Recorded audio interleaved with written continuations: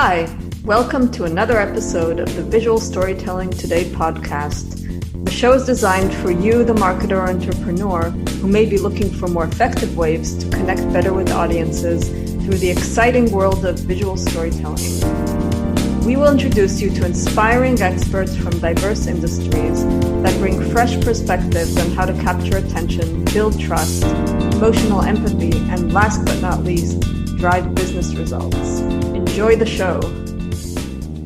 Well, hi, welcome to another episode of Visual Storytelling Today podcast. Today, I'm going to touch on a very interesting topic. If you recall, I already covered this whole brave new world of volumetric video storytelling. And that was in the context of much more kind of heavy duty equipment in order to create really immersive experiences. But today I wanted to kind of focus on something much more accessible that actually brings up the title for this episode, which is how does AI democratize volumetric videos for brands? So these days, as we all know, AI is getting mainstream.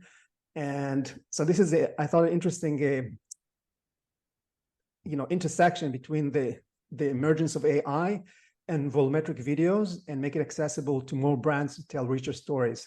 So to help me with this topic today, I invited Shreyans Jain. He's the head of product marketing at Volograms. And I came across his interesting panel discussion at the recent Northern Digital Storytelling Festival. And I was really intrigued. I downloaded the app and started experimenting with it. And I found it really allowing you to do amazing things with it and embedding 3D characters in different surfaces and environments. So without further ado, welcome to the show, Shreyans. Thanks so much, Shlomi. And I'm really glad you joined the conversation, the session the other day. And I'm here speaking with you. Yeah, no, I really enjoyed it. And, it's always amazing when technology can provide such great advantages from yesterday, where you needed to, huge budget in order to create volumetric videos. And today with AI and predictive analytics, you can pretty much achieve very close results. So I thought this is a fantastic opportunity to kind of dig deeper on this emerging space. But before we get started, maybe you can tell us a little bit about your journey, how you got involved in AI-powered volumetric videos, and I understand that Volograms is based in Dublin, Ireland, which is another interesting point to the story. When I joined Volograms, the idea was not, so I joined Volograms back in 2020. And the idea at that time was not to join a team doing AI-based volumetric video. I think as things happened with COVID, with the ever-changing world in terms of how content needs to be created and consumed, we ended up pivoting to AI-powered volumetric videos, which now has made life really easy. But just to take a little bit of step back from that, I've pretty much worked in marketing all my life. I started working in digital marketing back in 2013 when it was still a new thing, and content at that time mostly just meant written content that you could distribute through different platforms and mostly optimize for the search engines, because that was one of the biggest places where you would consume content or learn about things from. And that was back in 2013. Now we've moved to so many different kinds of content. And during these years, I also learned about video and social media marketing during my stint as an entrepreneur running a direct-to-consumer e-commerce brand. And I've been interested in content and how the evolution has happened in the last few years. And I was doing my MBA from University of Oxford, which is when I stumbled across this opportunity to pretty much establish the marketing function at Volograms in their early years. And I did not know about the technology as much. I had a little bit of understanding of what augmented reality, virtual reality will look like, Right. is. But again, I was not, I think I'm still not a complete expert. The whole industry is moving at a pace Right. that it's so hard to keep up. I'm still not an expert, Yeah, but it's actually important to say that you're not coming from an engineering background. You're actually a marketer, a business perspective, right? yes, exactly. Yeah. Mhm. So it was important for me to look at everything from a marketer point of view, but at the same time, Mhm. because this was a technology that people did not know about, I had to get my hands dirty in trying to understand the technology. I remember initial days when lockdown happened, right after I joined Holograms. I used to jump on calls with our CEO and Yeah. like our technology lead to Uh-huh. understand what volumetric video is, because in initial days I did not understand how texture and meshes and 3D models work, Right. because you Yeah. never get into that nitty gritties when you're doing content marketing in general or recording No, a video. not at You never all. think about how video is uh, photos or images playing at 30 frames per second. You never think about it that way. No, You're it's a thinking about, given. yeah, exactly. You just Yeah. take it for granted. And what matters for you is, okay, if the output is good enough, if the output can help me achieve my KPIs, and if it is something that the end customer will like. So Right. for me, joining and leading marketing for Holograms meant that I'm not only understanding the technology, but also uh, from a marketing point of view, Mm. translating the technology that we're building into something that's understandable by people. Got Um, it. which is deviating from your question a little bit, but again, like the magic moment was not a particular magic moment. You just What came across excites the opportunity, basically. Yes, I came across the opportunity, and what excited Right. me about it after Mm. the first few conversations was how uh, currently, like the team at that time believed Mm. humans are at the center of every piece of content that is created right now. So you Got look it. at photos, you look at videos, humans are at the center of every piece of content. And we believe that in the next revolution, when AR, VR become a more integral part of our lifestyle, humans will still be at the center of all the content that is consumed. Right now, if you go to your YouTube or your Instagram or your TikTok, you will see real humans in there. And we believe that humans will be at the center of the next generation of content creation as well. That's really an important point that you're making, and that I picked up on your conversation in that panel as well. Is that the centrality of putting people as the focus of the, in this case, volumetric videos, just because there is an emotional response when you see other person in a photo or a video, unlike if it's just going to be just an abstract landscape.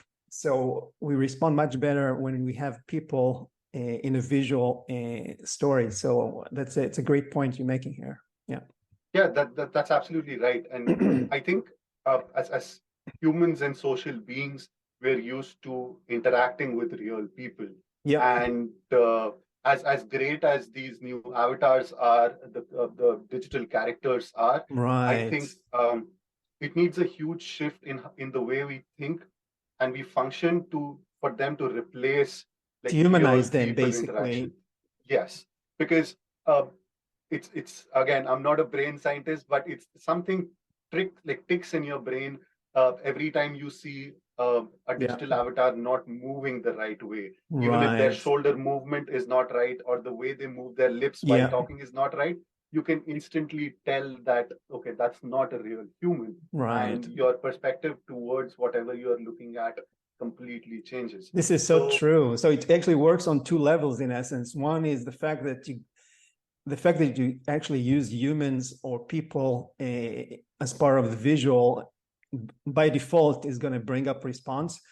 But the fact that you use not just humans that it looks like real people and not like avatars that are kind of placeholders, that fact is also that the realism is also improving the response, because it's not like, as you said, like a digital replica. It's actual real person, the way it looks and move in a 3D environment. So it's kind of works on two levels, I guess. Yeah, absolutely, absolutely. And that does not take away the fact that avatars will not be important to Right. the way we consume content in the future. I think games will still be around like digital avatar characters, and Yeah. there might be other cases where digital avatars prove more helpful. But humans at the center of things will still be important. That's what we believe in, and Yeah. that's pretty much what convinced me to uh, be a part of this team, because as someone who's done content pretty much all his professional life, I realized that I could be in the center of a technology that is adopted Yeah. and is used by people, No, that's like amazing. millions and millions of people around the world.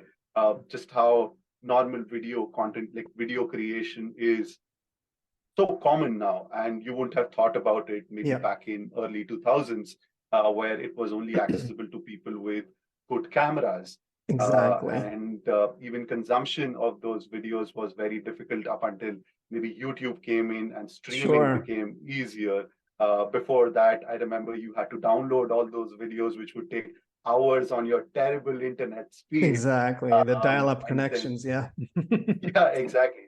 So But now it's as easy as just scrolling on your feed and watching every for video. sure. So For sure. yeah, content is what drives me as a Mm. marketeer, and we believe that volumetric video, or like humans in 3D, will be at the center of the content that is consumed Yeah, that makes a in the lot of near future. sense. No, definitely, for sure. Question I ask all my guests, since I'm coming from the visual storytelling space, I'm always curious to know how people from different backgrounds see what is visual storytelling in your mind. Oh, that's a great question. I really like that question because it's so broad. It's got so many Yeah, you can moving feel it parts. any way you like.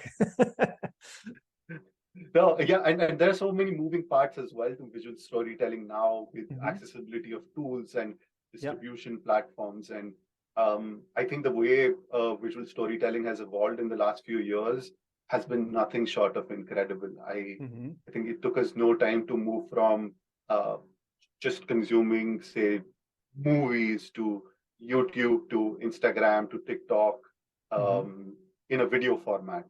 And I'm not even considering the other areas of evolution in animation, illustration, or just like text-based content. But in general, I think like visual storytelling is about using different visual tools to tell your story, and it's become more now about repurposing your content. I think we have so many different platforms. We have people people living on the internet on so many different platforms, and your potential customers living on so many different platforms, that you can create one piece of content, but you can reach your potential target audience on so many different platforms through that same piece of content. So if it is, for example, we talk about the podcast that you're creating, and your target audience are marketeers and advertisers that who want to know about technology.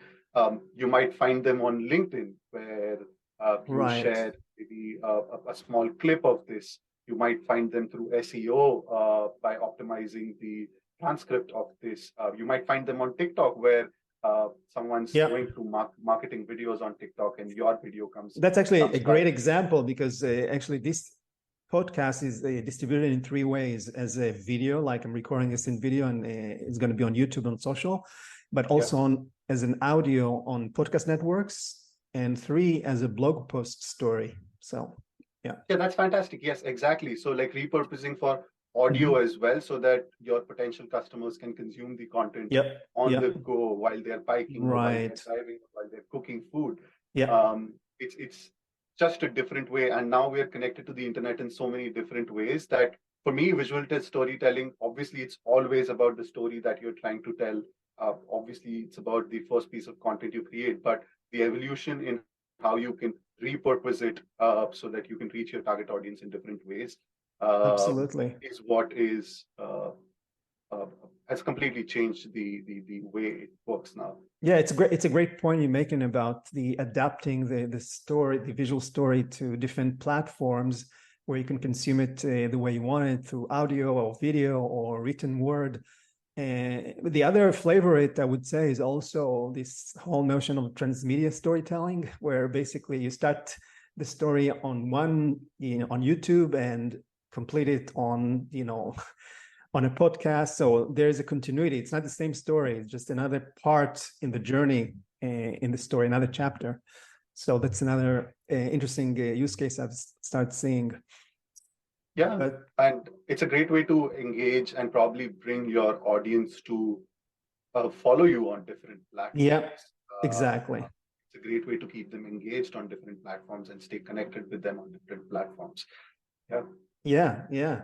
So now that we kind of covered the first level of your backstory, your point of view about visual storytelling in general, I'm sure my audience is dying to hear about volograms and what are they and how to use AI to democratize volumetric videos, make them more accessible to people to create. Yeah, so I can, I think there were like a couple of parts. So I'll quickly talk about like my work at Volograms. Yeah. And I can talk about what Volograms are, and then the last bit about like AI as well. I think working at Volograms has been a pretty like really exciting because you get to be a part of a team that's in very early stage, but being part of an early stage startup also means that you have to wear different hats at different parts of the journey. But if I have to mention it in one sentence, I think I'm responsible for marketing and growth at Volograms. In general, my responsibilities include acting as the bridge between our early users, customers, and the product team, so that I can translate the needs of our customers by talking to them, doing customer interviews, by looking at behavioral analytics on our products into something that the product team can understand, and at the same time translate the complex technical technology that we are building into something that most of the people out there can understand. That's fascinating. While helping them with the product. That's so cool. And when you talk about the work you're doing, who is would you say your ideal customer? That's a very good question, and I think I'm still finding an answer to that. If that doesn't sound too weird, but it's like thinking who's the ideal customer of a camera.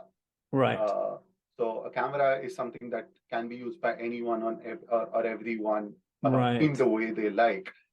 Similarly, what we're doing is we're providing people an option to capture humans.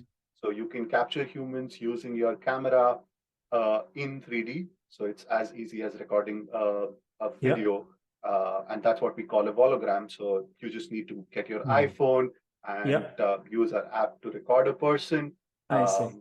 What our AI does after the video is recorded is it captures the video data, some other parameters from the camera, sends it to our server, and what you get at the end is a 3D model.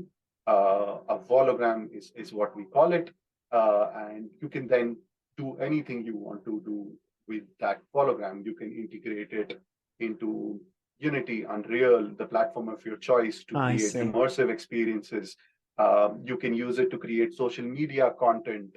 I can sit here, I can capture a vologram, and I can send it to my friends living across the world, and they can create content with my vologram in their living room, which completely removes the idea of distance if you're able to do that. So it completely depends on the creativity of the users. Our ideal customers is something that is difficult to define, and as a marketer, it sometimes kills me that I don't know my ideal customer profile, or ICP as they call it.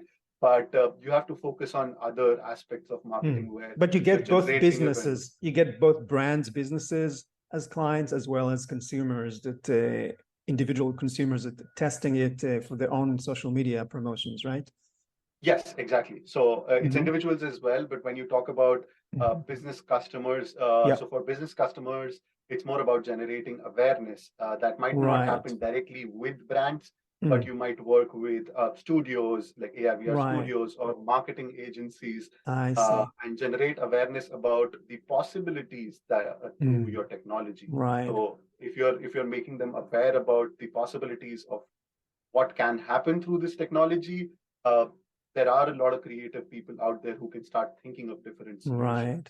One thing I want to one thing I want to highlight, if people miss that piece, which I think it's really incredible, this is like the core of the innovation of this technology, is the fact that the AI can actually predict the full 3D of a person you are shooting without the need of 360 cameras and expensive equipment in order to create that volumetric video of a person, and that's the innovation that this technology is bringing, in essence, right? Yeah, and like whenever we talk about the AI, I always like to think it in like multiple different parts, because we're trying to make life easier for everyone or democratizing it for people in different parts. So first, I think a technology takes the guesswork away while doing a capture, because up until our app was launched, if you want to do like capture volumetric video, you need to do it in a studio with tons of cameras, which need to be positioned in the exact right spots. All the cameras need to be synced so that when you take the videos out of them, all of them match per frame and per second of capture. Also, you put markers on the body of the person, right? All kinds of those stickers that the cameras can actually detect in order to build a 3D model. Yes. So if you're doing motion capture as well, you would do something like that. If you want to like take, you can do motion capture through those things as well. But so like we're taking the guesswork away in how you can do the capture without so many different cameras. So one, it's making it easier to create. Second, it's only possible through your mobile, and probably half of the world or more than half of the world, I'm not sure about the exact numbers, but so many people out there like have mobile phones or tablets now. So anyone with an access to a mobile phone or an iPhone can record volumetric video. And that's amazing. That's really incredible that you kind of encase such great power in a mobile app that before used to take a whole studio to execute. So maybe, just to kind of, since we are, doing this on video as well, let's take the opportunity. Maybe you can share one or two examples from brands you work as clients, with using the technology. Yeah, absolutely. Let me try to share my phone screen, because again, I think volumetric video is best seen on mobile in AR. So for any for this AR experience, as soon as it finds a surface, you can tap on it. Hello, folks. There he is. I'm excited to invite you to AWE USA 2022, our best event yet. Join the largest conference for AR, VR, and the metaverse with 250 exhibitors, 400 speakers, and the best part, connect with thousands of AR and VR professionals. See you on June 1st through 3rd. So you can do a lot of things. So again, as you can see, this is an AR. You can play with the size of the volume. You can place it different places, right? Exactly. And you can see it wherever you like. So one thing to kind of distinguish this from AR experiences where you kind of hover your phone, going back to that example, and activating the experience. In this case, you basically create video clips that you can actually plug anywhere after you plug your character in the surface you want, and it's visible like any other video. That's a great point. Yeah, because I've been playing with it myself, and it was amazing to see, how you can really embed my character on different kind of unexpected, surprising surfaces, and in order to kind of communicate a particular message. So that's kind of, it's like using the topography of a given space, your desk, I was actually having a coffee break with my wife, and I just had it hang on the on the sugar bags. So it's like anywhere you can think of. Yeah, absolutely. And Yeah. I think the possibilities for creation are like Yeah. endless, and you can be as creative as you like. But thinking about it from the perspective of marketers, sometimes one of the things that's most important for us and like certain kind of marketers is Mm-hmm. generating awareness and engagement about something they are doing. Right. And the possibilities, because this is not only a piece of content that you're consuming, but this is a piece of content that you can create with as well. So if you look at our app, once you get a hologram, you can place the hologram in your, say, living room, and you Yep. can create a video with it. So Right.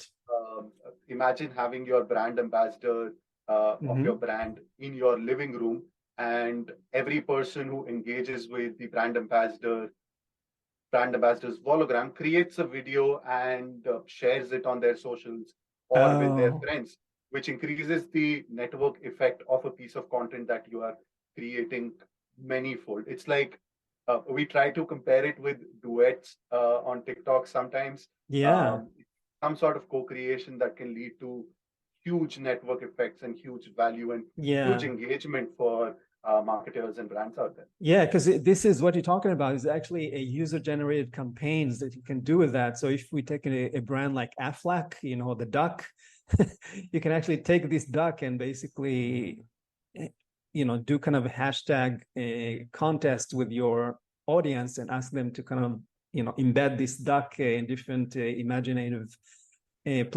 places and win a prize at the end, for example, just because of the novelty effect here, I guess. Yeah, it's so there are certain limitations because we're still building the technology. Yeah. It's only possible on humans right now, so our AI is only trained on humans. Oh, humans. Got it. Yeah, so a few people have tried capturing that pets, and I think I see. uh, I, No animals at if this we had point yet. Yeah, no pets. Got it. Yeah. If we had $1 for every time someone asked if we can capture a pet through Volue, I think we would have self-sustained for years to come. Got it. Got But it. pets is something that we hear about all the time. But we're only focused, as you can see in my background, on humans right now. Right. Capturing humans is the focus. Yeah. Got it. And yeah. Do you want to show another example from? Yeah, happy to. So we also, because one of the things that I did not touch upon in terms of democratizing, it also makes it like it makes it accessible. It also makes it cost effective to capture anything in 3D, because going to a studio and doing the captures or probably flying your models there and doing the capture is extremely expensive. So just being able to do this through your smartphone, wherever they can capture by themselves, or you capture yourself, also has its also important to say that these holograms are not just video. You can actually include audio, you talking, and obviously we saw in the previous example, but you can put soundtracks, whatever you want. It's not just the 3D character. You're actually creating a video clip with a 3D character in it. Yes, that's right. Yeah. So audio is a big part of the experience as well. Yeah. So here you can see we created an Instagram campaign for Hugo, where they were launching a new range of clothing with a campaign called Review the Night, if I don't remember, Reboot the Night. Yeah.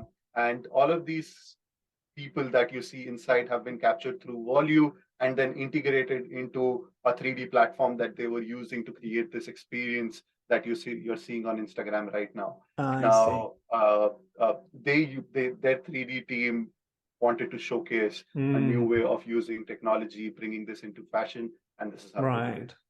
A quick question for those of the people watching or tuning in that using immersive metaverse platforms like Spatial.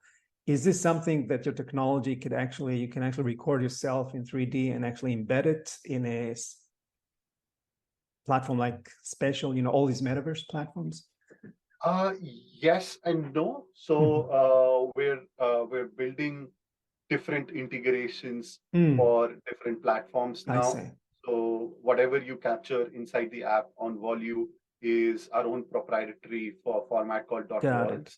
and we're building plugins that allow you to convert those files into formats that are integratable in these different platforms. Got So it is possible that it's there for your platform. If I it's see. not there, Right. come talk to us, and we'll be happy to No, that's work if cool. there's a possible solution. Quick question about Hugo Boss. You know, for brands that working with you mentioned that they use it for awareness, engagement.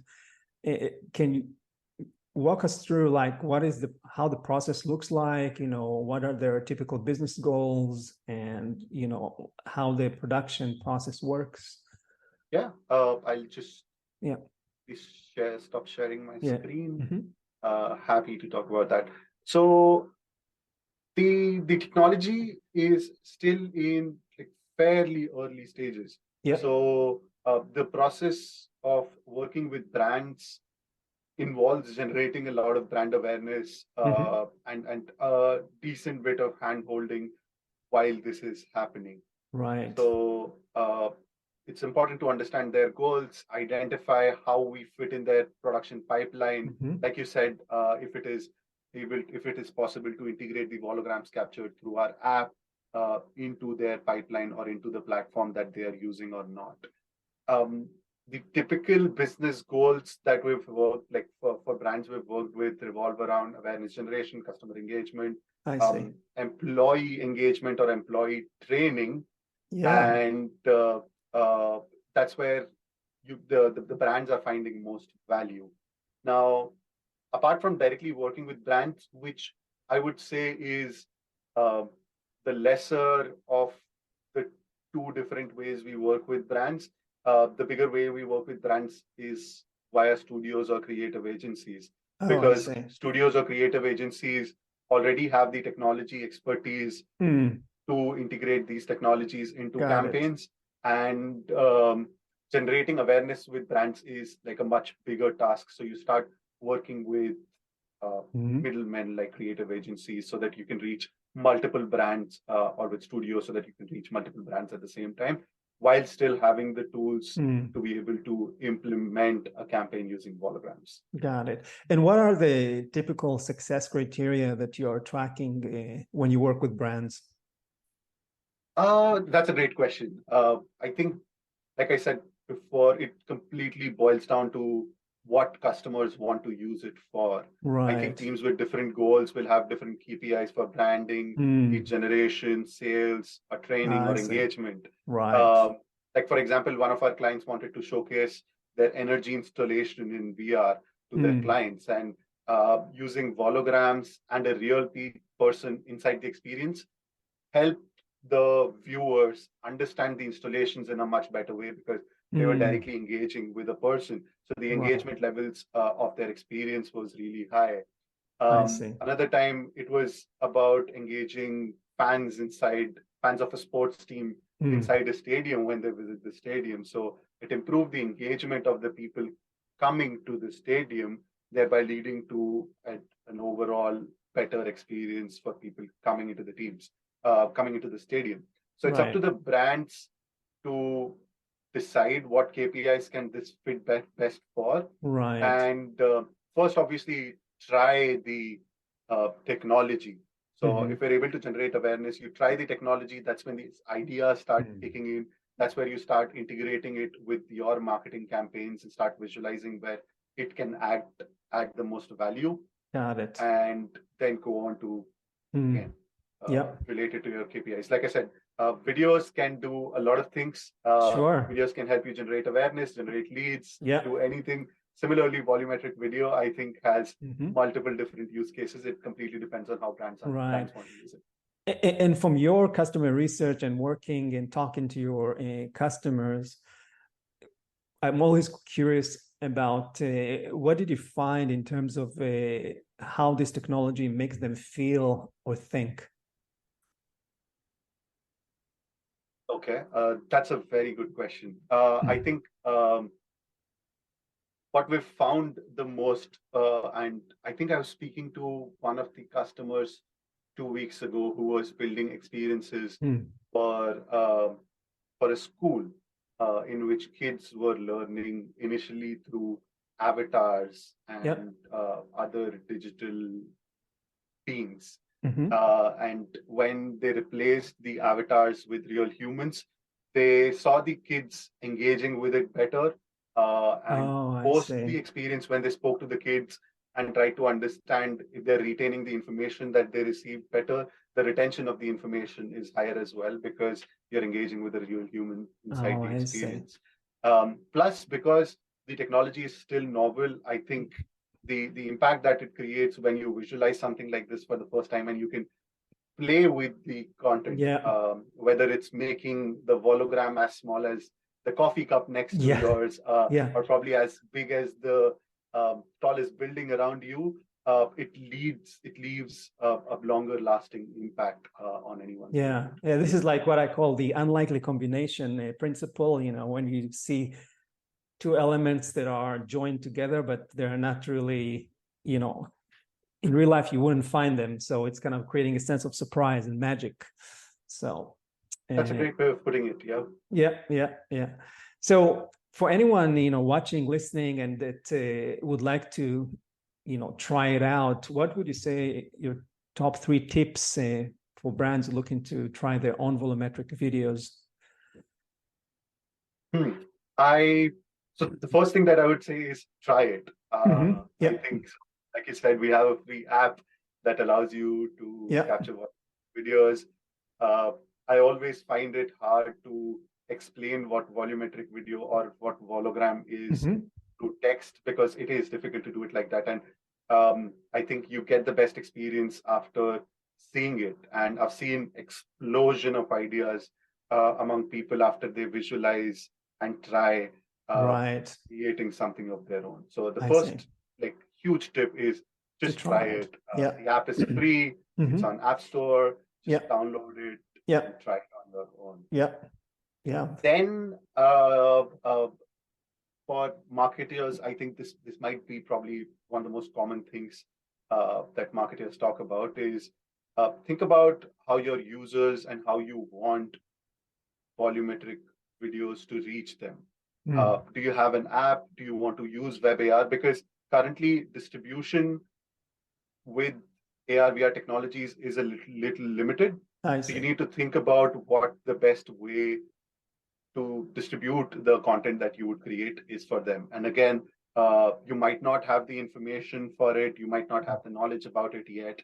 And reaching out to people, reaching out to our teams might be the best way to learn about it. But you can still use the video, in social media platform, because it's actually a video clip at the end of the day. So you can treat it as any video.